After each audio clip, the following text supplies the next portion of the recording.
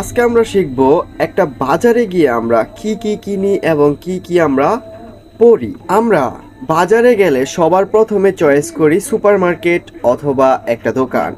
এখন সুপারমার্কেটের জাপানিজ কি? সুপারমার্কেটের জাপানি হচ্ছে সুপা। সুপা সুপা মানে কি? সুপারমার্কেট। আমরা যদি সুপারমার্কেটে না যাই তাহলে আমাদের দ্বিতীয় চয়েস কি থাকে? দোকান, তাই না? তাহলে দোকানের জাপানিজ কি হবে? মিসে। মিসে মানে কি? দোকান। মিসে। মিসে। দোকানে যাওয়ার পর সবার প্রথমে আমরা কি মার্কেট করি? শার্ট মার্কেট করি, তাই না?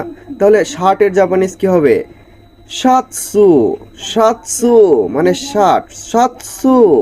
তাহলে আমাদের শার্ট প্যান্ট কিনা হলো, এখন আমাদের জুতো কিনতে হবে, তাই না? তাহলে জুতোর জাপানি কি হবে? কুৎসু। কুৎসু। কুৎসু মানে কি? জুতো। কুৎসু। যেহেতু আমরা এত কিছু কিনেই ফেললাম, তাহলে আমাদের একটা ফুল কেনা দরকার না? ফুল কেনা দরকার, তাহলে আমরা চলুন ফুল কিনি। ফুলের জাপানিজ কি হবে? হানা। হানা মানে কি? ফুল। হানা মানে কি?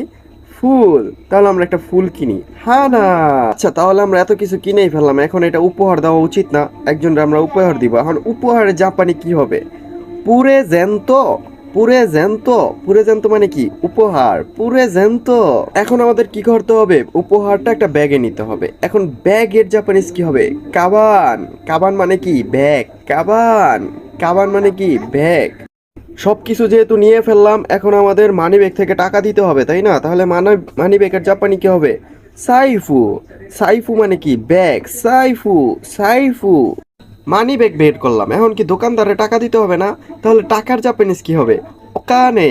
ওকানে। তাহলে আজকে আমরা কিভাবে একটা শপিং করতে পারবো সেই টপিক নিয়ে আপনাদের ভোকাবুলারি বলে দিলাম। তাহলে আপনারা চেষ্টা করুন, ইনশাল্লাহ পারবেন। সবাই ভালো থাকবেন। নেক্সট ক্লাসে আবার দেখা হবে।